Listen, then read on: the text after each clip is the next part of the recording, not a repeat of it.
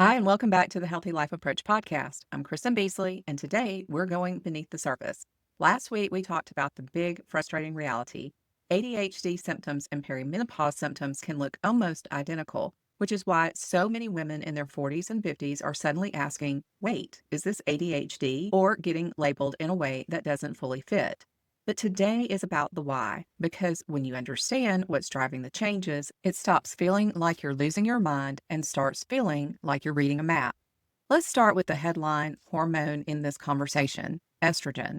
Most of us were taught to think of estrogen as a reproductive hormone, but your brain doesn't treat it that way. Estrogen is neuroactive, which means it directly influences brain function, including the chemicals that shape your mood, motivation, and attention. And here's where it gets personal for anyone dealing with ADHD-like symptoms. Estrogen supports neurotransmitters like dopamine, serotonin, norepinephrine, and acetylcholine. But dopamine is the one to watch today. Dopamine is deeply tied to attention and executive function. It's the difference between I can start the thing, stick with it, and finish it, and I know what I need to do, but I can't get my brain to cooperate. When dopamine signaling is strong, tasks feel doable and even rewarding. When it's not, everything feels like pushing a boulder uphill. You procrastinate, you lose your place, you start three things and finish none. And somehow you can feel bored and overwhelmed at the exact same time. Estrogen helps dopamine function, especially in the prefrontal cortex, the brain region that supports planning, focus, organization, and follow through. So, what happens in perimenopause when estrogen doesn't just gently decline, but often swings up and down unpredictably? Dopamine loses a key support beam. This is why a woman can go decades thinking, I'm fine, I'm organized, I've got my system. And then suddenly in midlife, she's missing appointments, losing words, forgetting why she walked into a room, and feeling scattered in a way she's never experienced. It's not that her personality suddenly changed. It's that the scaffolding holding up her attention system started shifting. Now, let's talk about the hormone that gets less attention in these conversations, but matters just as much, progesterone. Progesterone has a calming downstream effect in the brain because it can convert into a compound called allopregnanolone, which acts on a GABA A receptor. Think of GABA as your brain's downshift system. It helps you settle, regulate emotion, and recover from stress without getting stuck in a spiral. When progesterone levels fall, that calming buffer can thin out. And for women with ADHD traits, this can be a big deal because ADHD brains often already have to work harder to regulate emotions and manage overwhelm. If progesterone was quietly helping to keep things steadier, losing that support can turn the volume up on frustration, anxiety, reactivity, and that awful feeling of, I cannot calm down even though I'm trying. There's another layer here that I really want you to hear clearly. Researchers are talking more about the idea that some women are especially sensitive to shifts in this allopregnanolone pathway. In other words, it's not just that dopamine drops and you feel a little off. For some women, hormone withdrawal can feel like a major neurological event. This heightened sensitivity has been linked to patterns like PMDD, postpartum mood issues, and increasingly the intensity of psychiatric symptoms in perimenopause. And it seems to overlap with ADHD and autism in ways scientists are still sorting out.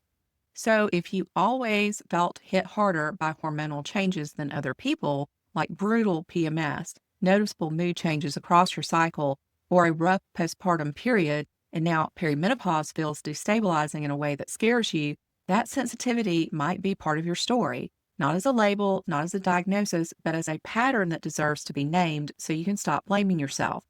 And now we add the final accelerant, cortisol. You already know stress matters, but here's the specific reason cortisol belongs in this conversation. Chronic high cortisol directly interferes with the prefrontal cortex. So it's pressuring the exact brain region that's already dealing with estrogen-related dopamine shifts. If estrogen changes weaken support and progesterone changes lower your calm, cortisol can crank the whole system into a higher alert, lower functioning state. And let's be honest about who we're talking about here. Many women in their 40s and 50s are juggling work demands, family logistics, teenagers, aging parents, big life transitions, and then on top of it, this invisible hormonal remodeling project happening inside their bodies. So no, cortisol doesn't create ADHD out of nowhere. but it can magnify every symptom, whether the root is lifelong neurodivergence, hormonal transition, or both layered together. This is why some women describe it as a collapse. They weren't perfect before, but they were compensating. They had coping systems. Then stress hit, hormones shifted, and suddenly the strategy stopped working. It wasn't weakness. It wasn't too much load on the same circuitry at the same time. So what can you actually measure if you're trying to get clarity? Quite a bit. Not to diagnose ADHD with labs because you can't do that, but you can use data to figure out what's mimicking symptoms, what's amplifying symptoms, and what might be treatable right now. Now, if you're interested in this full mini-series on ADHD, click subscribe so you don't miss next week's episode on getting answers and getting help. Okay, let's dive back in. Talk with your provider about starting with estradiol and progesterone testing. These are foundational. The tricky part is that in perimenopause, they can swing dramatically, so a single test can tell you very little. If you can, talk with your provider about timing tests to specific points in your cycle, or doing more than one measurement to catch the pattern instead of a snapshot.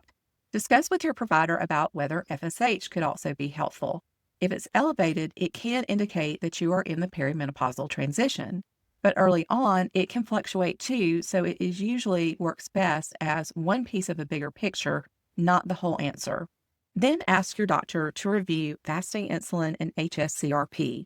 If blood sugar regulation and inflammation are off, cognitive function and attention almost always suffer. And this is an empowering piece because improving metabolic health and inflammation can improve executive functioning, whether ADHD is present or not. A full thyroid panel is another request you can discuss with your physician. Thyroid dysfunction can look like brain fog, low motivation, anxiety, poor concentration, and fatigue. It is one of the most important things to rule out, and it's also commonly missed. Two other markers worth discussing with your doctor are iron and ferritin, especially if your periods are heavier in perimenopause. Low iron can directly reduce dopamine synthesis, which can worsen attention issues and fatigue in very real biochemical ways. And finally, consider your HRV trends if you wear a device that tracks them. HRV isn't a diagnosis, but it can reflect how your nervous system is coping. If HRV is dropping while your cognition feels worse, that's useful context to bring into a medical conversation because it helps show this is a whole system issue, not just you not trying hard enough. Notice what we're doing here. We're not chasing a label first. We're identifying the biological pressures that can imitate ADHD, intensify ADHD, or blur the line between the two. And when you address those factors, the picture often becomes much clearer. Here's the takeaway I want to leave you with. Your brain is not functioning in isolation. It is operating inside an environment made of hormones, metabolism, inflammation, and neurochemistry. And in midlife, that environment can change quickly. Understanding the shift isn't just interesting information. It can be the difference between getting the right help and getting a diagnosis that sends you down the wrong path. Next week, we're going to turn this knowledge into action. We'll talk about what a proper ADHD evaluation should look like for a midlife woman, how to find someone who understands the hormonal context, what questions to ask, and what your options are if it's ADHD, if it's hormonal, or if it's both working together. And if this episode made something click for you, share it with a woman who's up late Googling ADHD in women over 40 and wondering if she's falling apart. She deserves context before she walks into her next appointment. See you next Friday. Take care of your beautiful brain. Disclaimer, I am a health coach, not a licensed medical professional. This podcast is for education and informational purposes and is not medical advice, diagnosis, or treatment. Please talk with your physician or a qualified healthcare provider about your personal situation. Always vet health information carefully, especially when considering new treatments, and consult professionals to make safe, informed choices. This podcast and show notes may include affiliate links. If you purchase through those links, I may earn a commission at no extra cost to you, which helps to support the show. As an Amazon associate, I earn from qualifying purchases.